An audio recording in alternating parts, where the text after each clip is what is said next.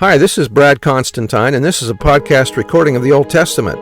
Although this is not an official recording of the Church of Jesus Christ of Latter-day Saints, every effort's been made to be as doctrinally accurate as possible. I'll be using for the text the Joseph Smith translation of the Old Testament, along with many commentaries from general authorities of the Church, BYU professors, Bible scholars, and others. This format will be very detailed, and so if you want a deep analysis of the Old Testament, you come to the right place. Thanks for your attendance. Hi, and welcome back to the Old Testament podcast. This is going to be for 1 Samuel chapter 4. These chapters deal with Israel's loss of the Ark of God to the Philistines. The Israelites viewed the Ark as the visible symbol of the presence of God, but bringing the Ark from Shiloh on this occasion was a demonstration of Israel's state of spiritual wickedness rather than a demonstration of their faith. They vainly supposed that the ark could save them when the God of it had departed from them because of their wickedness. They knew that in former times their fathers had been beaten by their enemies when they took not the ark with them to battle, as in the case of their wars with the Canaanites, and that they had conquered when they took this with them, as in the case of the destruction of Jericho. From the latter clause they took confidence, but the cause of their miscarriage in the former that they laid not to heart. Great disaster followed the appearance of the ark among the troops because of Israel's wickedness.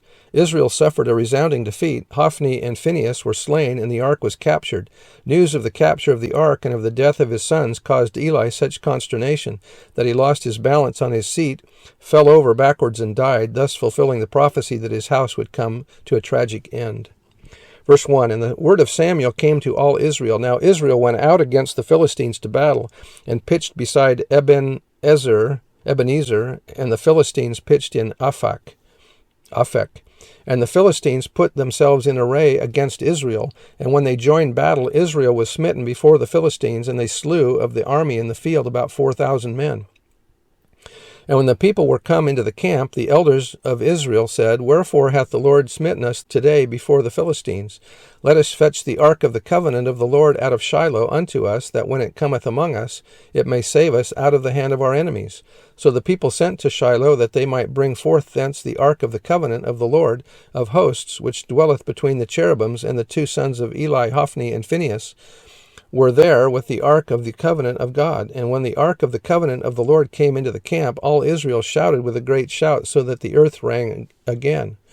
And when the Philistines heard the noise of the shout, they said, What meaneth the noise of this great shout in the camp of the Hebrews? And they understood that the ark of the Lord was come into the camp.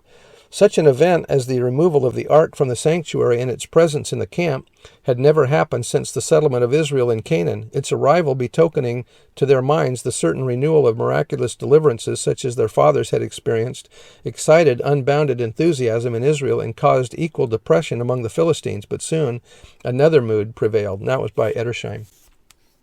Verse 7, And the Philistines were afraid, for they said, God is come into the camp. And they said, Woe unto us, for there hath not been such a thing heretofore. Woe unto us, who shall deliver us out of the hand of these mighty gods? These are the gods that smote the Egyptians with all the plagues in the wilderness. Be strong and quit yourselves, or be men, like men, O ye Philistines, that ye be not servants unto the Hebrews, as they have been to you.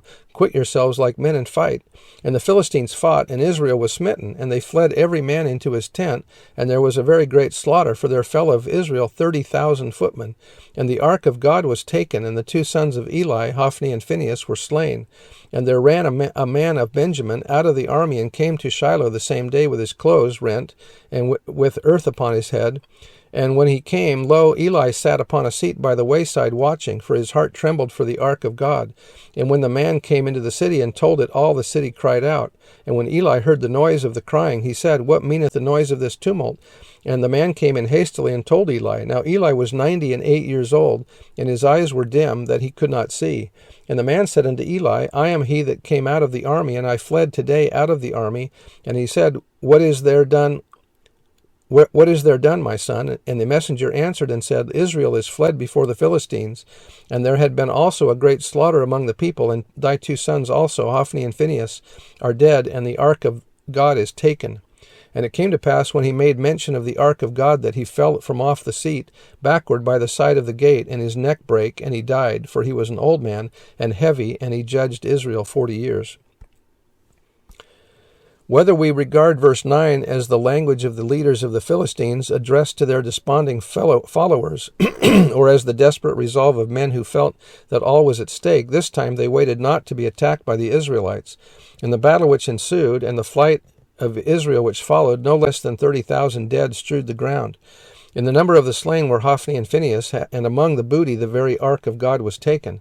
Thus fearfully did judgment commence in the house of Eli. Thus terribly did God teach the lesson that even the most sacred symbol connected with his immediate presence was in itself but wood and gold, and so far from being capable of doing wonders, might even be taken and carried away.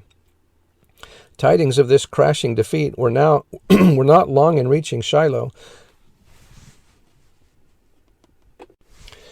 Just outside the gate of the sanctuary, by the way which the messenger from the battlefield must come, sat the aged high priest. His eyes were stiffened by age, but his hearing was keen as he waited with anxious heart for the expected news. The judgment foretold the presence of his two sons with the army in the field, the removal of the ark without any divine authority, at the bidding of a superstitious people, must have filled him with sad misgivings. Had he been right in being consenting a party to all of this, had he been a faithful father, a faithful priest, a faithful guardian of the sanctuary, and now a confused noise as of a tumult reached him. Up the slopes which led to Shiloh, with clothes rent and earth upon his head, in token of deepest meaning, ran a Benjamite, a fugitive from the army. Past the high priest he sped, without stopping to speak to him, whose office had become empty and whose family was destroyed. Now he has reached the marketplace, and up and down those steep, narrow streets fly the tidings. They gather around him, they weep, they cry out in the wilderness of their grief, and the noise of the crying is heard, where the old man sits alone, still waiting for tidings. The messenger is brought to him, stroke upon stroke falls upon him, the fourfold disaster. Israel is fled, a great slaughter among the people, thy two sons are dead, the ark of God is taken. It is this last most terrible blow, rather than anything else, which lays low the aged priest. As he hears of the ark of God, he falls backward unconscious, and is killed in the fall by the side of the gate. Thus ends a judgeship of 40 years, and that was by Edersheim. Verse 19, and his daughter-in-law, Phinehas, his wife, was with child near to be delivered, and when she heard the tidings that the ark of God was taken, and that her father-in-law and her husband were dead, she bowed herself and travailed, for her pains came upon her. And about the time of her death, the women that stood by her said unto her, Fear not, for thou hast borne a son. But she answered not, neither did she regard it. And she named the child Ichabod, where is the glory, or no glory, saying, The glory is departed from Israel, because the ark of God was taken, and because of her father-in-law and her husband. And she said, The glory is departed from Israel, and the ark of God is taken. So that's the end of chapter 4, and we'll see you next time. Bye.